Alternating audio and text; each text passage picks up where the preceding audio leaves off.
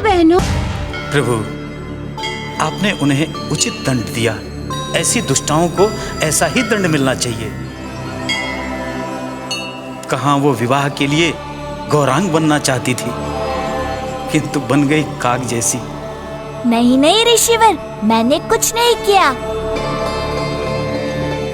ना ही उन्हें दंडित किया, ना ही चमत्कार किया,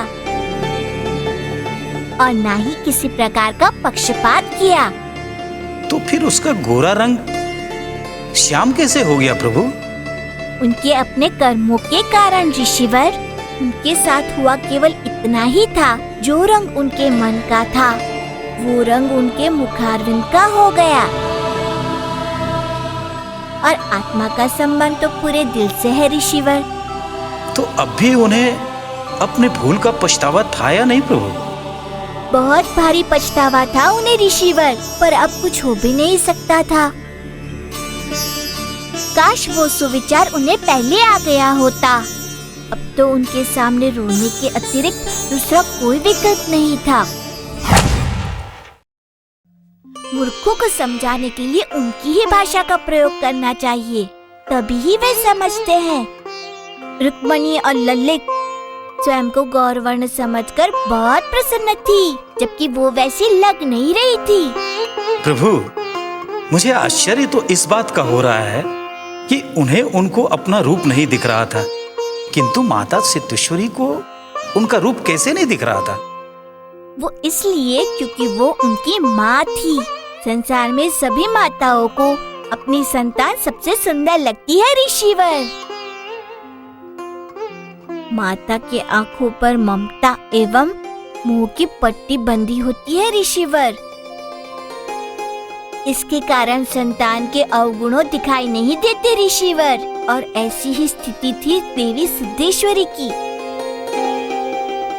इसलिए उन्हें अपनी पुत्रियों का वो विचित्र रूप नहीं दिखाई दे रहा था। जब उनकी पुत्रियां मेला जाने के लिए तैयार होकर आई तो वे उनके सौंदर्य एवं विवाह को लेकर इतना आश्वस्त थी कि उनका ध्यान रूप की ओर न जाकर उनके परिधान की ओर गया। और उस सुंदर परिधान में अपनी पुत्रियों को देखकर एक ममता से अंधी माता प्रशंसा से फूली न समाई।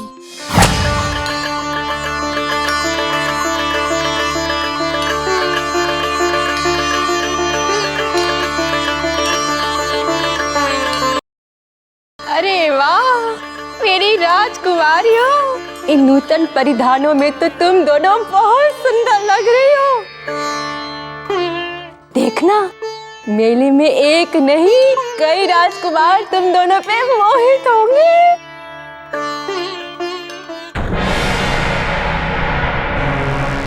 अरे या भागन, करमजली, तू दंत क्या निपोड़ रही है? जाके और चूरन ले आ। मुझे प्रतीत होता है कि मेरी पुत्रियों का गोरा रंग तनिक मध्यम हो गया है।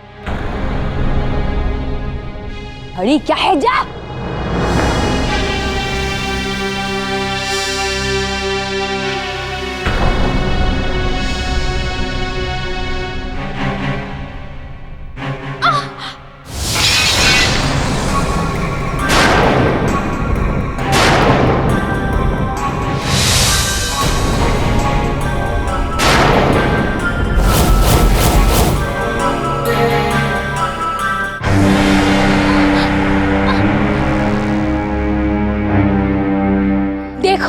देखो इस करमजली श्यालू को, गिरा दिया जानबूझकर कि ये दोनों इस चूरन को ना लगाए। हम मेले में मेरी पुत्रियां सुंदर ना दिखे।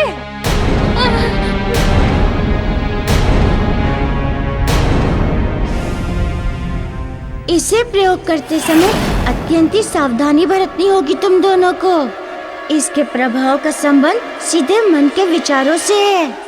यदि लगाने के पश्चात मन में कोई भी कुविचार आया तो इसका प्रभाव विपरीत हो जाएगा। माँ, तुम व्यर्थ इस पे क्रोध कर रही हो।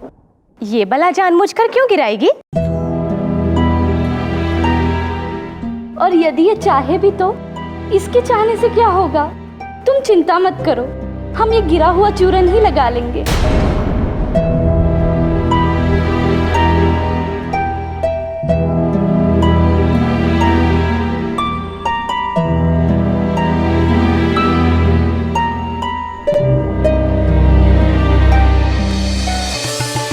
चलो अब।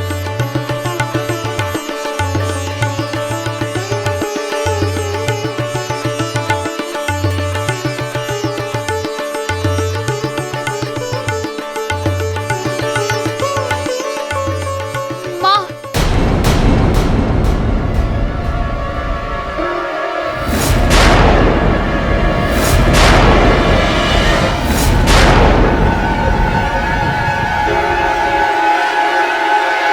मनहूस, यात्रा पर जाते समय टोकना आवश्यक था। माँ, मेरा भी मन है मेले में आने का।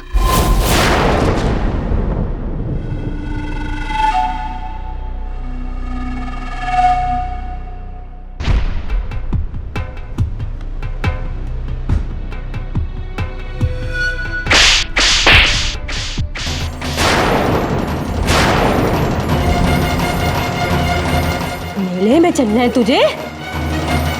चल, ले चलती हूँ तुझे मेले में। चल चल चल। माँ छोड़ दो मुझे, छोड़ दो ना मुझे माँ। चल। तू पड़ी रहे बंद इसी कक्ष में भूखी प्यासी जब तक हम हाट से लौट कर वापस नहीं आ जाते, समझी?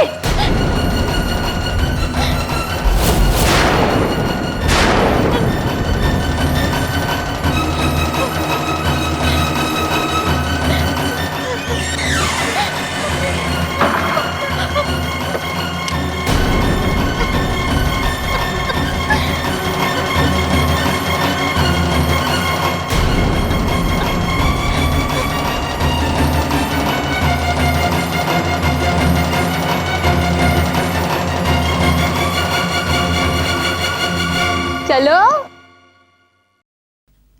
काकी, आपकी पुत्रियां वास्तव में बहुत सुंदर लग रही हैं। देखना, आप जिस कामना को लेकर मेले में जा रही हैं, वो अवश्य पूर्ण होगी। किंतु ममता बहन नहीं दिखाई दे रही। वो नहीं जा रही हैं क्या? नहीं, उस कुलछड़ी को कौन ले जाएगा? मैंने उसे कक्ष में बंद कर दिया है।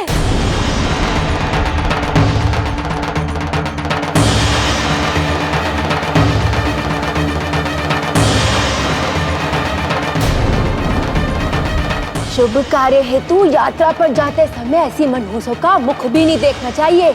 उसे कैसे साथ ले जाती? चलो चलो सब।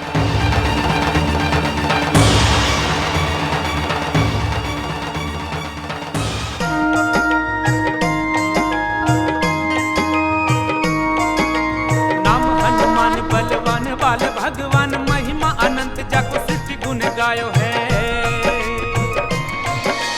महाशक्ति दिव्य शक्ति ऐसो महावीर शक्ति देखी देखी वैरिणी को अंतर कपायो है।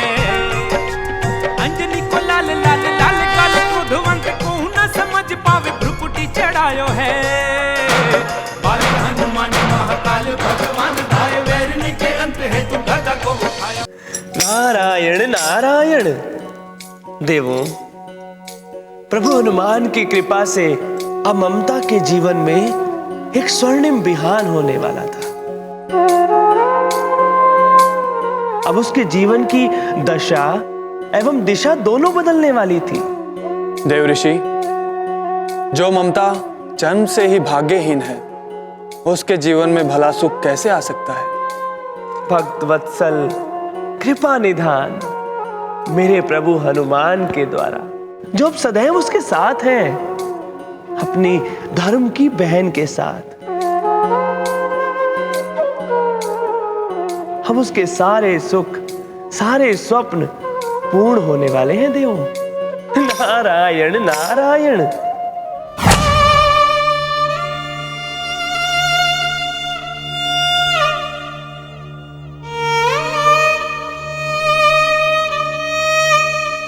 नेत्र से इतना नीर बहेगा तो प्रलय आ जाएगा, इसलिए अश्रुओं को पोंछ लो। निरर्थक बातों के लिए अश्रु को नहीं बहाना चाहिए बहन। मैंने भी क्या जीवन लेकर जन्म लिया है भैया। मेरे भाग्य में एक छोटा सा सुख भी नहीं। बहन, तुम्हारे भाग्य में समस्त सुख है। बोलो क्या चाहिए?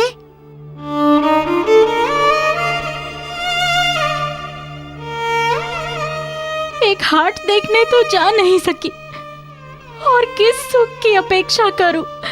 बस इतनी सी बात। तो तुम्हारा ये भाई कहता है कि तुम हाट देखने अवश्य जाओगी। वचन देता हूँ मैं तुम्हें।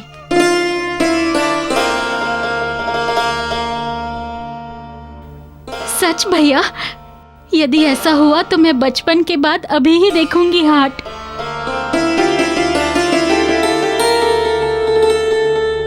जब मेरी माँ जीवित थी तब लेकर गई थी मुझे हाट।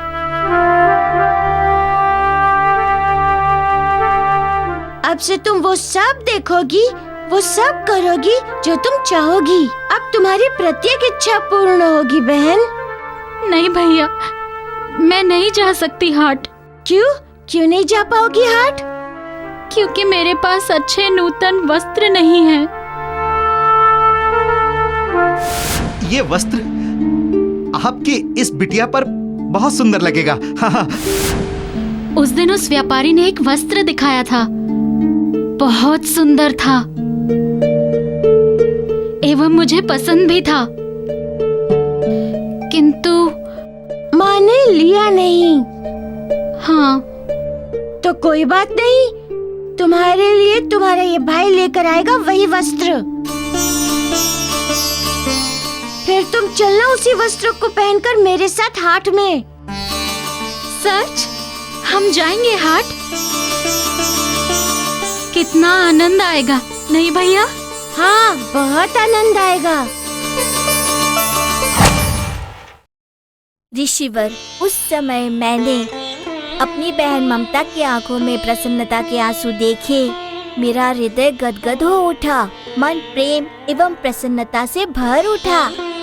प्रभु, संसार में ये बहुधा पाया गया है, यदि हम किसी को सुख पहुंचाते हैं तो स्वयं भी उतनी ही प्रसन्नता होती है जितना सुख पाने वाले को।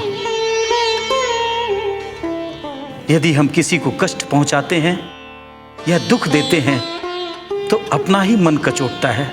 ऐसा क्यों होता है प्रभु? क्या मनुष्य का मनुष्य के साथ इतना गहरा संबंध है? बहुत ही गहरा संबंध है ऋषिवर, और इसका कारण है कि सच्चे अर्थ में मनुष्य एक ही ईश्वर की संतान है। तो फिर ऐसे में तो भाइयों में प्रेम होता ही है। एक के सुख से सुख तथा दूसरे के दुख से दुख होना तो स्वाभाविक ही है। इसलिए शास्त्रों में वर्णित भी तो है, वसुदेव कुटुंबकम, अर्थात ये सारी वसुंधरा, ये सारा संसार एक परिवार है।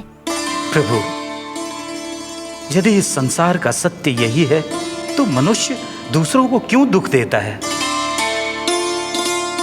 वो क्यों नहीं दूसरे की प्रसन्नता में अपनी प्रसन्नता देखता है? ऐसा इसलिए है कि वो अज्ञान के दलदल में धंसता जा रहा है। उसे सच्चे सुख की तो पहचान ही नहीं है। किंतु इससे विपरीत मनुष्य अपने भक्ति एवं ज्ञान से सच्चे सुख को जान लेता है। उसकी दूसरों की प्रसन्नता में ही प्रसन्नता रहती है। किंतु प्रभु, सिद्धेश्वरी और उसकी पुत्रियों की सोच तो बिल्कुल उलट थी।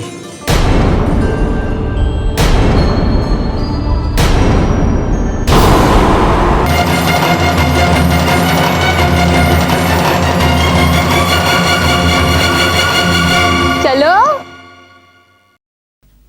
काकी, आपकी पुत्रियां वास्तव में बहुत सुंदर लग रही हैं।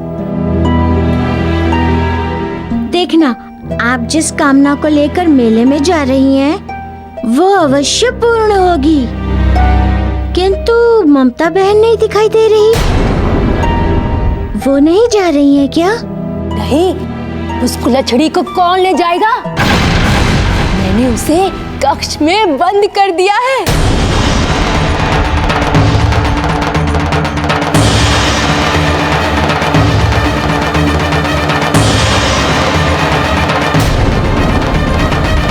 शुभ कार्य हेतु यात्रा पर जाते समय ऐसी मनहूसों का मुख भी नहीं देखना चाहिए। उसे कैसे साथ ले जाती? चलो चलो सब।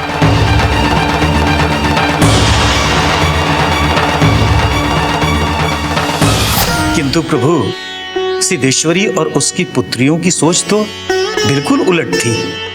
उन्हें अपना सुख और अपनी प्रसन्नता का ही स्वार्थ था। हाँ, इसीलिए तो मेरा मत है कि सिद्धेश्वरी की पुत्रियों को लोग विवाह की दृष्टि से नहीं देखकर उपहास की दृष्टि से देख रहे थे।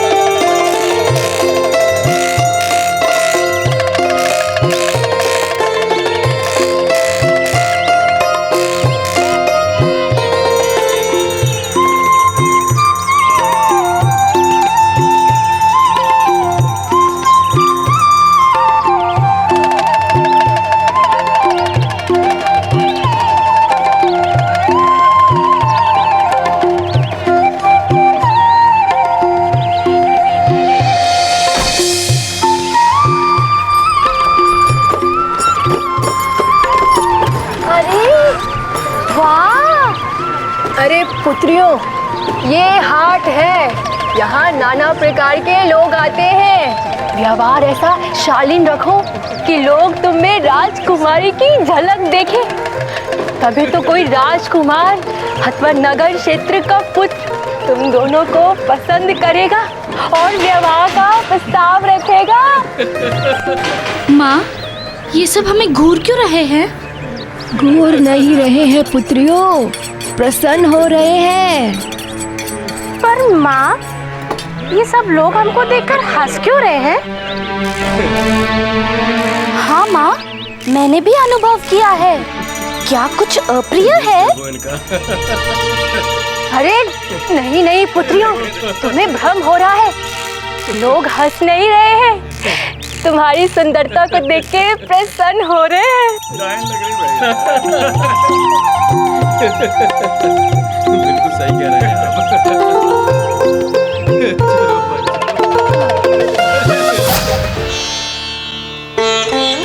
लता और रुक्मिणी अपनी सुंदरता में इतनी मोहित थी कि उन्हें अपने उपास का तनिक भी ध्यान नहीं था। जो उनके समक्ष था वो भी उन्हें समझ नहीं आ रहा था। ऐसा क्यों प्रभु? ऐसा था उनके अज्ञान के कारण ऋषिवर।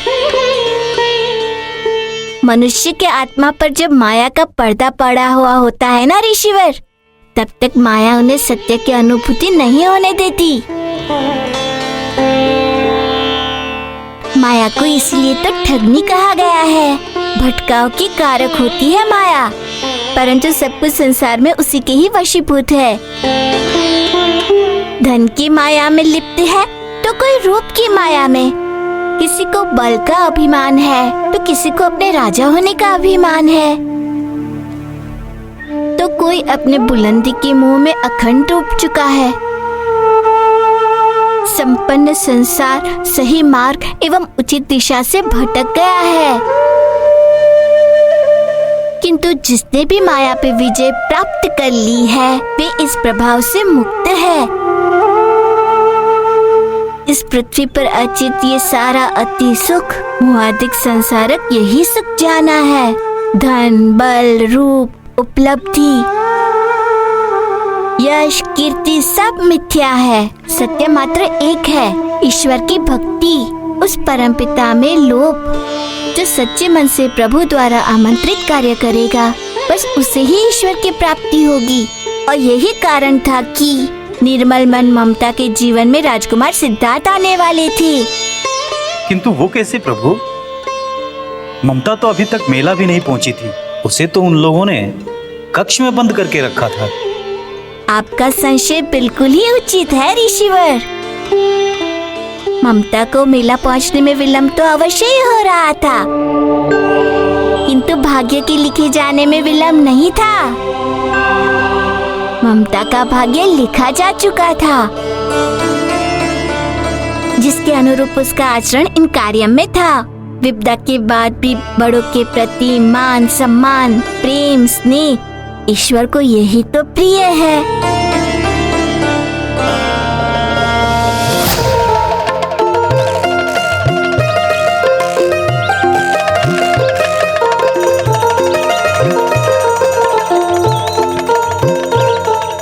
ये देखिए कंगन, ऐसे कलात्मक कंगन की जोड़ी आपको संपूर्ण हाट में नहीं मिलेगी।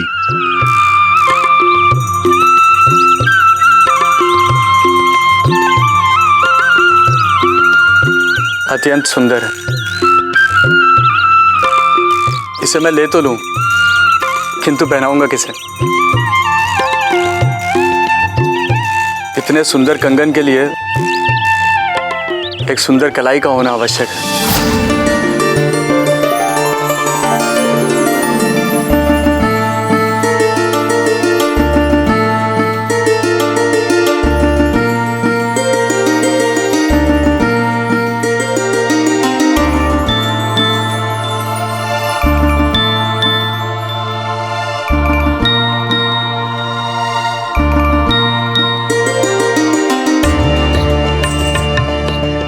ऐसे निहार क्या रहे हो भैया?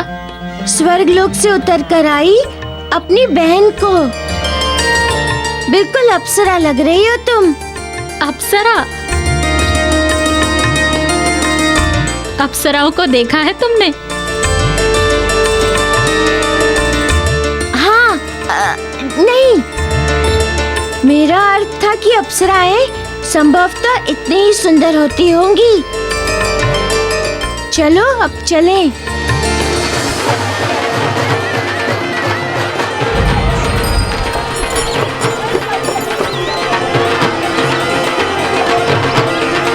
लो, पहुंच गए हम मेले में। जाओ और जाकर घूमो। भैया, क्या तुम नहीं आओगे? नहीं, तुम स्वच्छंद होकर स्वयं घूमो, आनंद लो, हर्ष मनाओ। तुम्हारी माँ एवं तुम्हारी बहनों का ध्यान रखूंगा। अब जाओ और घूमो। ठीक है।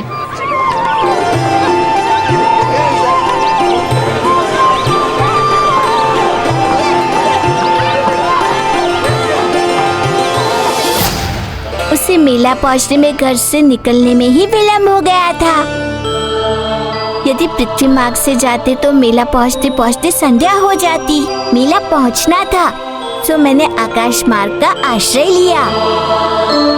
आकाश मार्ग से गमन करते हुए उसके मुखमंडल पर बालक की प्रसन्नता थी।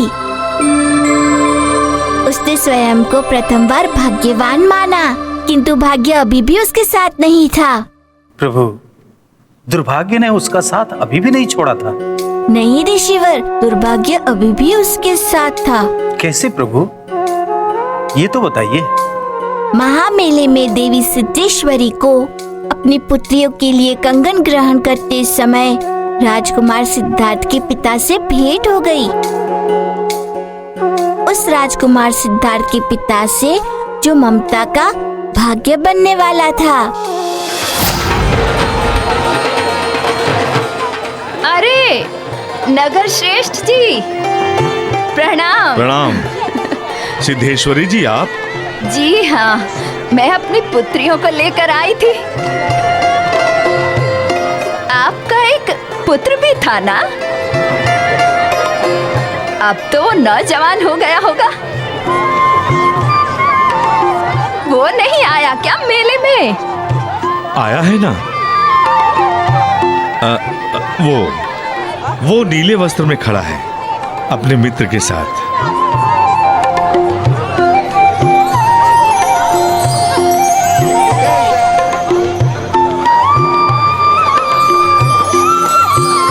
बहुत सुंदर युवक है। काश इससे मेरी पुत्री का विवाह हो जाता। गंगा नहा लेती मैं।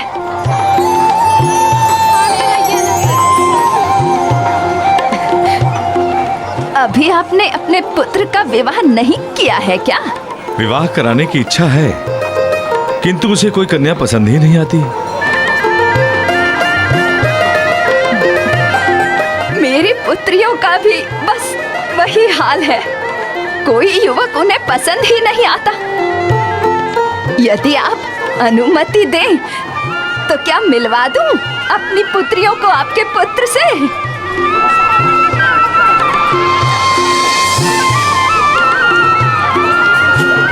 हाँ हाँ, क्यों नहीं। पुत्रियों,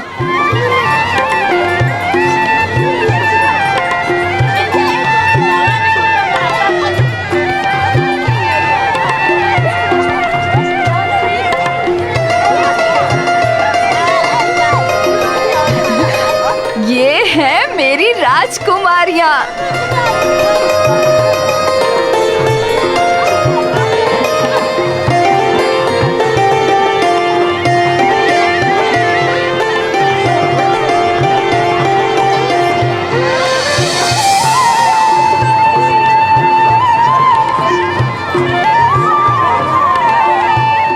एकदम सही जोड़ी लगेगी मेरी पुत्री एवं आपके पुत्र की।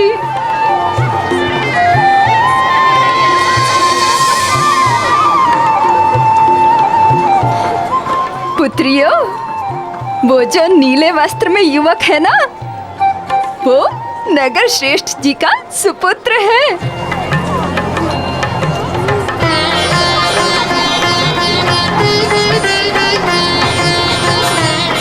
समझ गई ना? जाओ, जाकर परिचय कर लो। जाओ जाओ जाओ।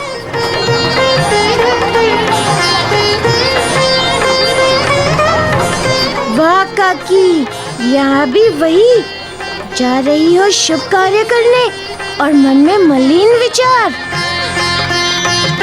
कैसे सिद्ध होगा मनोरथ काकी, वो भी उनका जिन्होंने सदा ममता को दुख दिया है।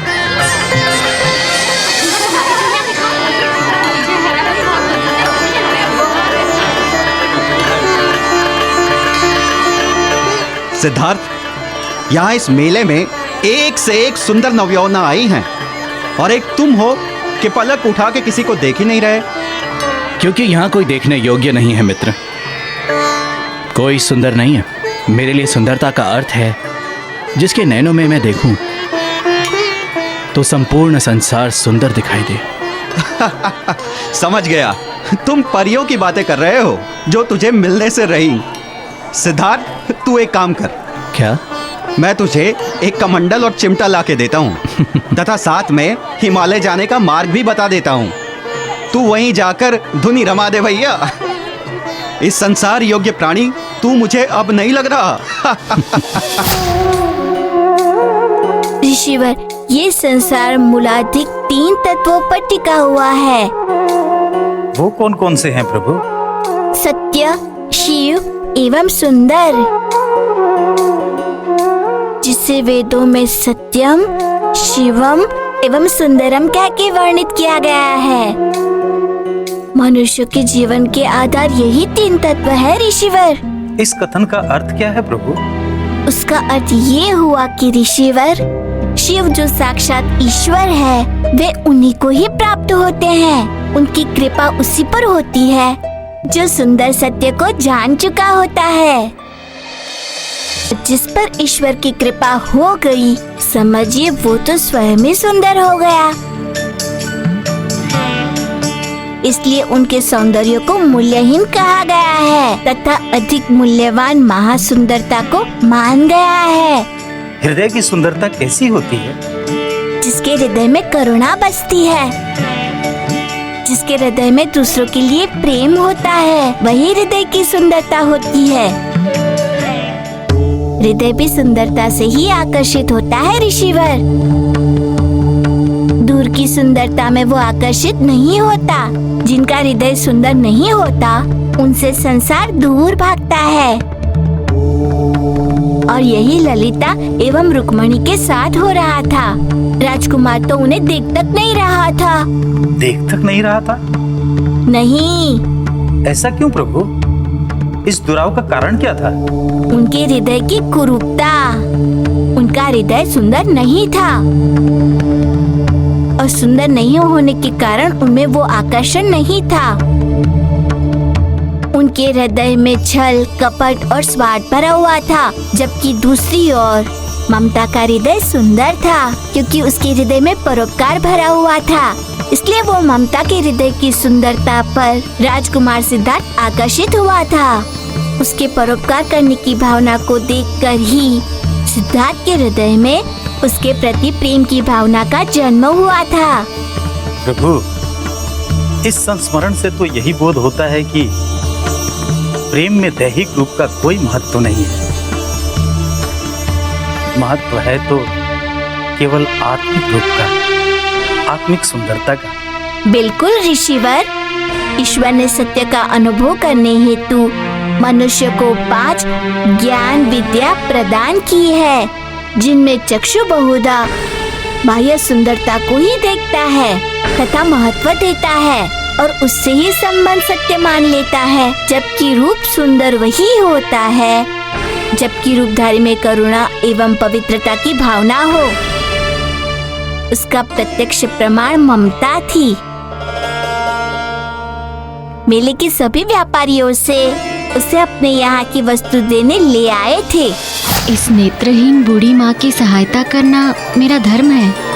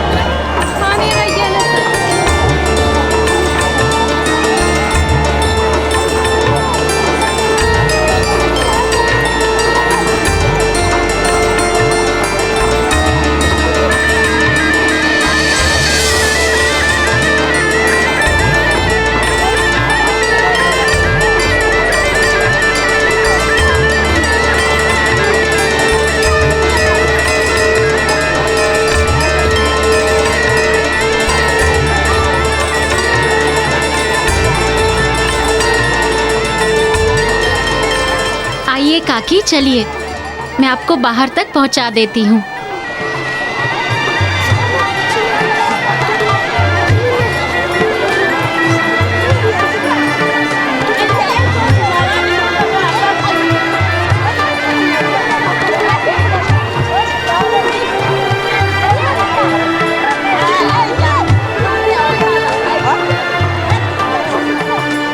क्या हुआ?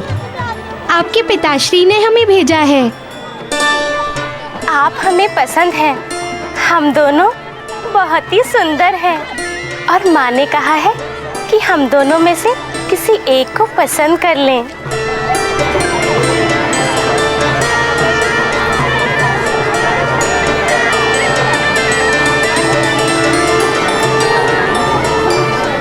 प्रतीत होता है कि पसंद की बात को सुनकर लज्जा गए, किंतु हम भी छोड़ने वाले नहीं हैं। पकड़ लिया तो बस पकड़ लिया। अरे मारुति, तुम यहाँ क्या कर रहे हो? मैं तो घूमने आया हूँ। किंतु तुम दोनों इतनी शीघ्रता में कहाँ जा रही हो? अरे वो नगर श्रेष्ठ का पुत्र है ना। अरे कहाँ गया वो? उसे जहाँ जाना था वो चला गया। तुम दोनों मेरे साथ आओ। कहाँ? उधर एक भविष्य वक्ता है जो एकदम सच भविष्य बताता है। वो ये भी बता देगा कि तुम दोनों में से किसके साथ उस नगर श्रेष्ठ के पुत्र का विवाह होने वाला है। सच? बिल्कुल सच। तो चलो ना, शीघ्र चलो हमें लेकर। मैं तुम दोनों को ममता बहन के भाग्य की बाधा नहीं बनने दूंगा।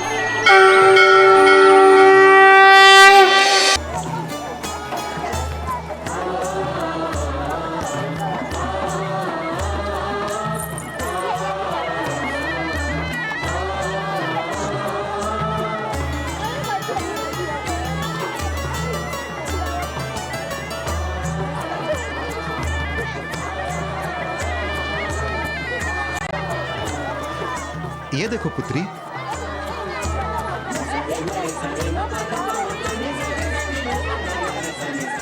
ये कंगन कितने सुंदर हैं। काश मैं इन्हें मोल ले पाती।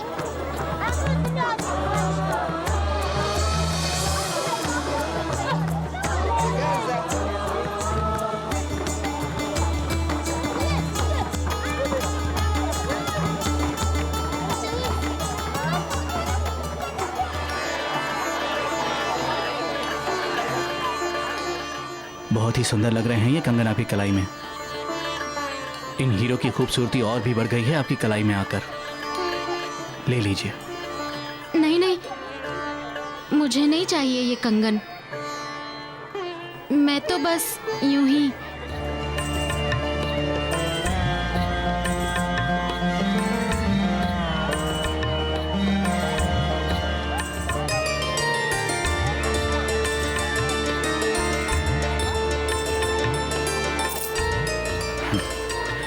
दीजिए।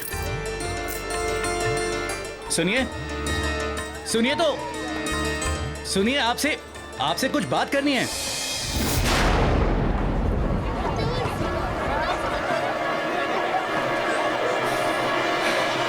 ये तो ममता है। ये यहाँ कैसे पहुंच गई?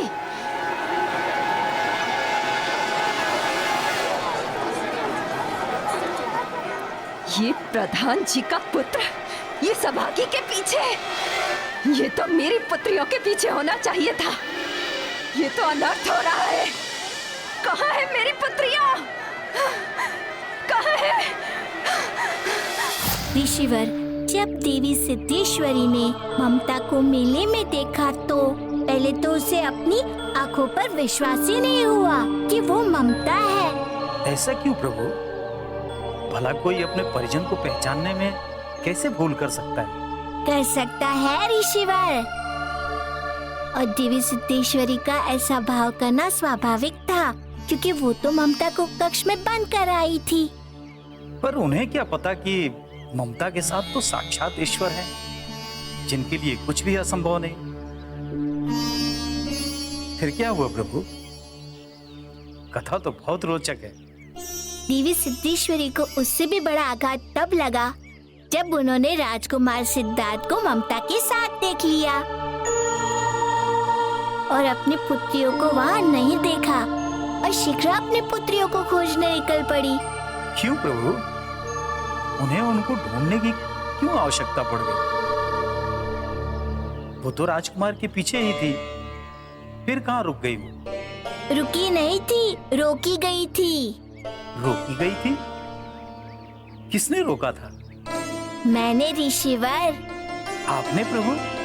हाँ मैंने, क्योंकि उन्हें रोकना आवश्यक था। वो मेरी बहन ममता के भाग्य में बाधा बन रही थी और एक भाई के रहते उसकी बहन की भाग्य में बाधा बने, मुझे क्या, किसी भी भाई को ये स्वीकार नहीं होगा। किंतु आपने रोका कैसे प्रभु? ऋषिवर, मनुष्य सदा अपना भाग्य जानने के लिए उत्सुक रहता है। यदि उसे कोई उसका भविष्य बताने वाला मिल जाए तो वो उसके लिए अपना वर्तमान भूल जाता है। इसीलिए उन दोनों ने भविष्यवक्ता को देखकर अपने स्वयं रूपी राजकुमार को उसे रुला दिया।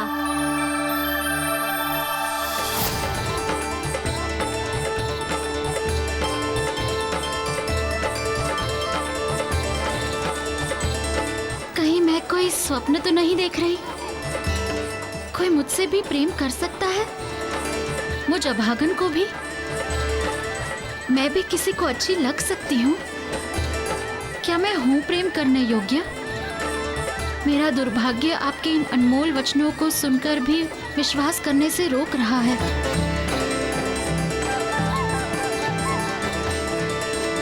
अरे सुनिए तो, आप मेरी बात का उत्तर दिए बिना ही जा रही हैं। आप मेरे पीछे मत आइए, मुझे भय लग रहा है।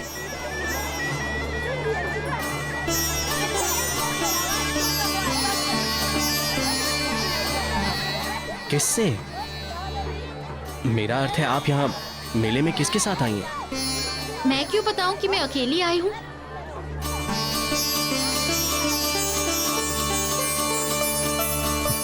आपने तो बता दिया लेकिन। अच्छा, अब क्या होगा? कहीं कुछ नहीं होगा आपको। मैं हूं ना मेले में आपकी रक्षा करने हेतु। तुम्हारा नाम क्या है? मैं क्यों बताऊं कि मेरा नाम ममता है? कहीं आपने सब लोगों के सामने मेरा नाम लेकर पुकारा तो? ठीक है ममता जी, मैं सबके सामने आपको आपका नाम लेकर नहीं पुकारूंगा। किंतु आपने मेरा नाम पुकारा। क्या मैंने आपको अपना नाम बताया था क्या? बता दिया था आपने। तभी तो मुझे ज्ञात हुआ कि इतना सुंदर नाम है आपका, ममता।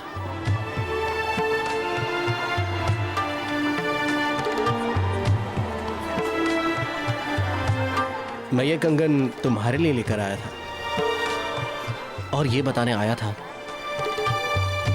कि मैं आपसे विवाह करना चाहता हूं। और ये बताने आया कि मैं आपसे विवाह करना चाहता हूं।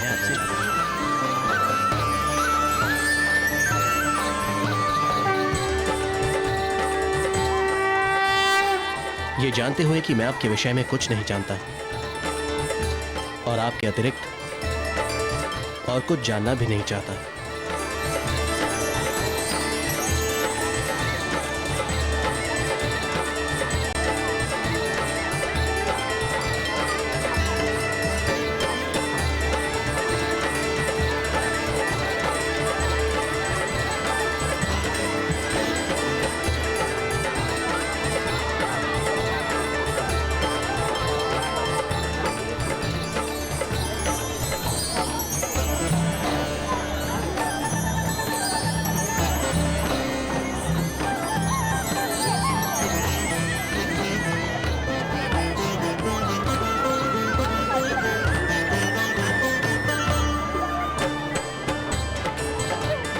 सच्चे हीरो के कंगन सिर्फ सच्चे मन की बालाओं पर ही फपती हैं।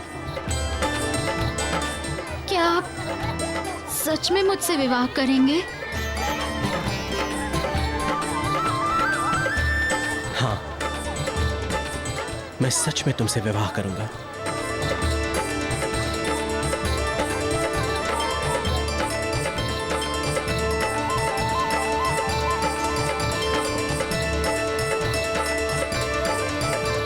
आओ मैं तुम्हें मेला घुमा के लाता हूं।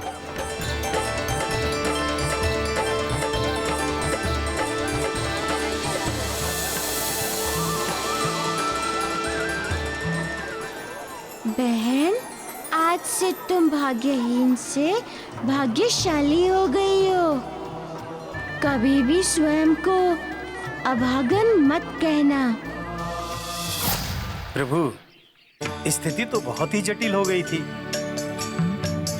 अपने सपनों को चूर होता देख सिद्धेश्वरी तो किसी भी सीमा तक जा सकती थी। हाँ ऋषिवर, कांशिक मन वाले व्यक्ति पर विश्वास नहीं किया जा सकता है। वो कौन सी सीमा तक जाकर कब क्या करेगा।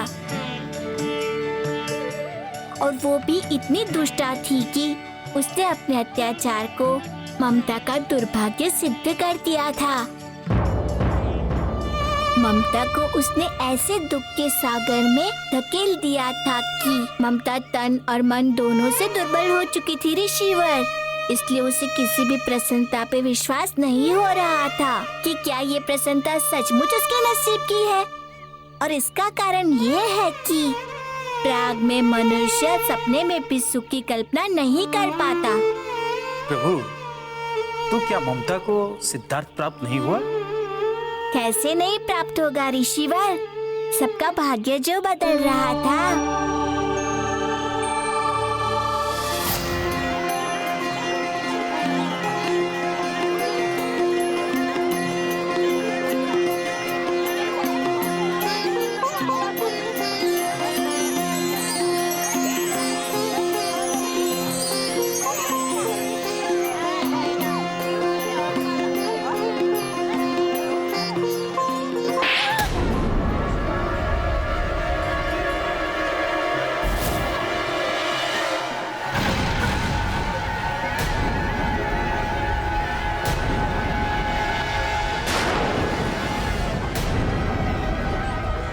चुड़ैल, तू यहाँ कैसे? तू यहाँ मेले में क्या कर रही है? कैसे आई तू यहाँ करमजली?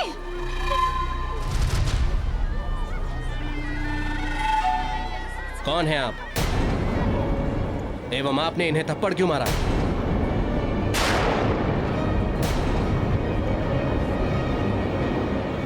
जमाता जी, ये हमारे गृह की दासी है।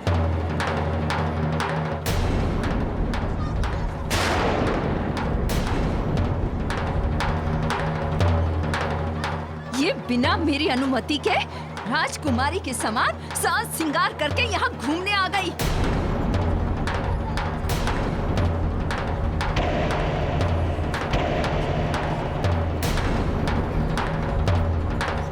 मुझे इससे कोई अंतर नहीं पड़ता।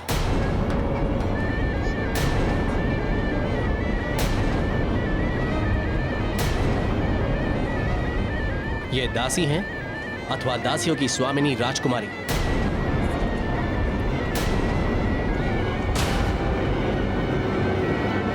मुझे जो अच्छी लगेगी मैं उसे पसंद करूंगा,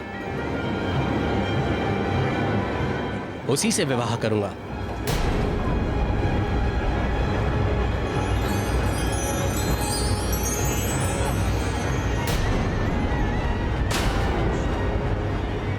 आप होती कौन है बीच में आने वाली?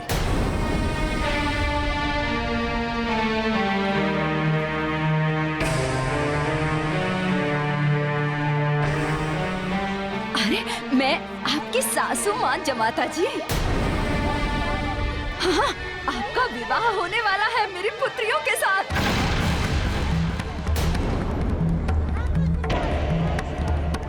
अरे अब आप निश्चित भी करने लगी? आप होती कौन है ये सब करने वाली?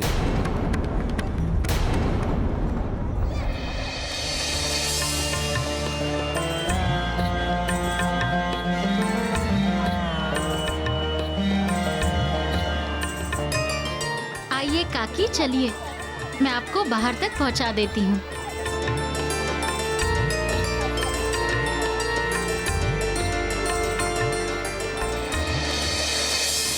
मैं विवाह करूंगा तो केवल इनसे ही करूंगा।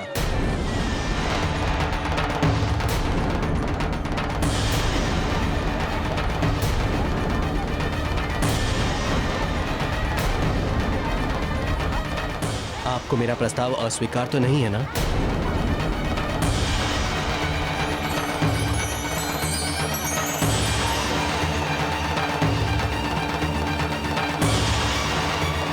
बोलिए, मेरा प्रस्ताव अस्वीकार तो नहीं है ना आपको?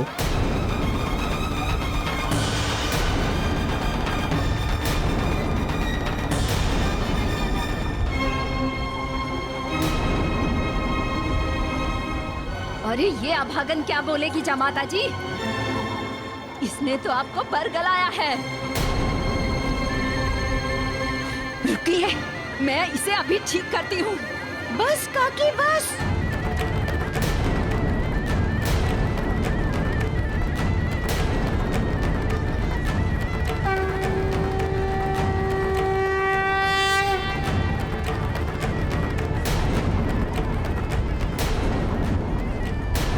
अरे ये अभागन क्या बोलेगी जमाता जी?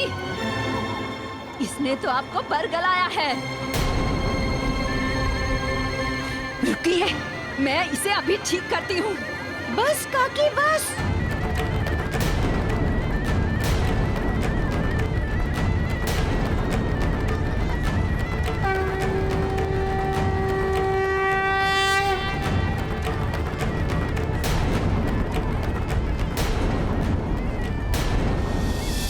धन्य है प्रभु आपने उस अभागन को उसका भाग्य लौटा दिया। नहीं ऋषिवर, उसके भाग्य को बदलने में मेरा कोई योगदान नहीं था। मैं तो बस एक निमित्त मात्र था। जो भी हुआ वो ममता के कारण हुआ। मैं समझा नहीं प्रभु। ऋषिवर, ममता को जो प्राप्त हो रहा था वो उसके कर्मों का फल था। उसकी धीरज एवं संयम को देखिए। उसने बुरे से बुरे समय में भी कभी किसी का अहित नहीं सोचा। साक्षात मृत्यु के मुख में जाने के बाद भी उसने अपने जीवन की चिंता नहीं की। चिंता की अपने परिजनों के भोजन की। ऐसे सीधे, सरल एवं सच्चे इंसान को उसके अच्छे कर्मों का फल तो मिलना ही था। और सिद्धार्थ के रूप में उसे वही फल प्राप्त हो रहा था। किंतु उस फल को प्राप्त करने में अभी एक बाधा शेष थी, जिसका अंत आवश्यक था। बहुत कर लिया आपने इस पर अत्याचार। आपके कारण मेरी बहन ने बहुत दुख सहे हैं। और ये कोई अभागन नहीं है। आपने केवल इसे कह कर अभागन बना दिया है।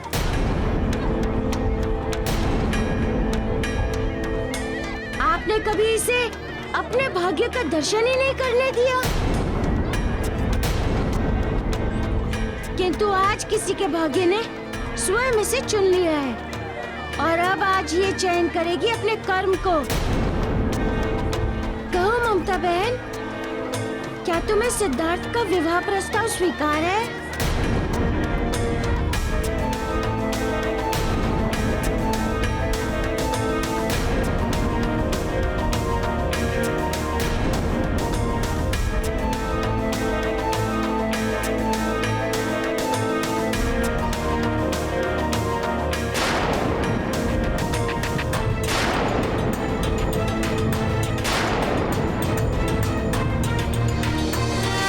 किसी के भाग्य ने स्वयं इसे चुन लिया है और अब आज ये चयन करेगी अपने कर्म को। कहो ममता बहन, क्या तुम्हें सिद्धार्थ का विवाह प्रस्ताव स्वीकार है?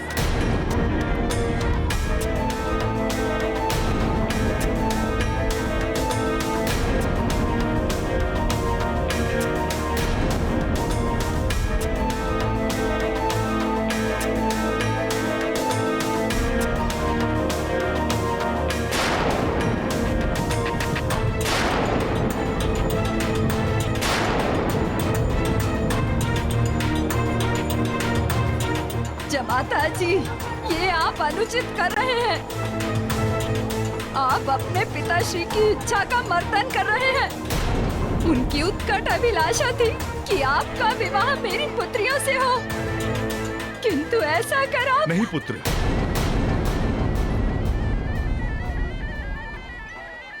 मेरी कोई ऐसी इच्छा नहीं थी।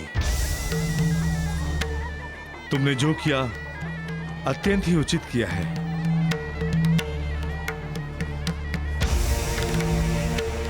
तुम्हारी इस पसंद से मैं अति प्रसन्न हूं और तुम्हारे इस निर्णय को मैं अपनी बहू स्वरूप स्वीकार करता हूं।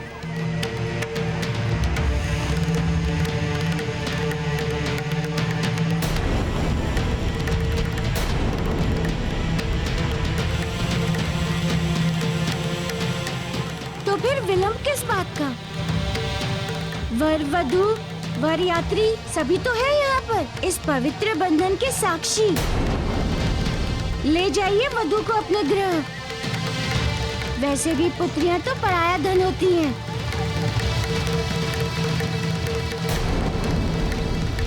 क्यों काकी, सही कहा ना मैंने?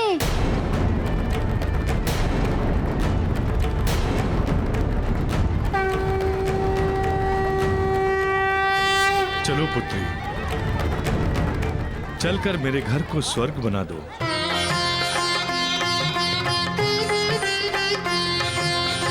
भैया मारुति, तुमने मुझ अभागन का भाग्य संवार दिया। मैं तुम्हारा ये उपकार कभी नहीं भूलूंगी।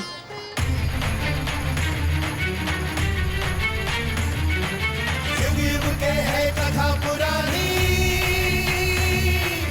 अपने वृक्ष के अद्भुत पत्ती। युग युग के है कथा पुरानी, अपने वृक्ष के अद्भुत पत्ती। सोने के रंग में रंग डालो तो दुख हर ले सुख ला।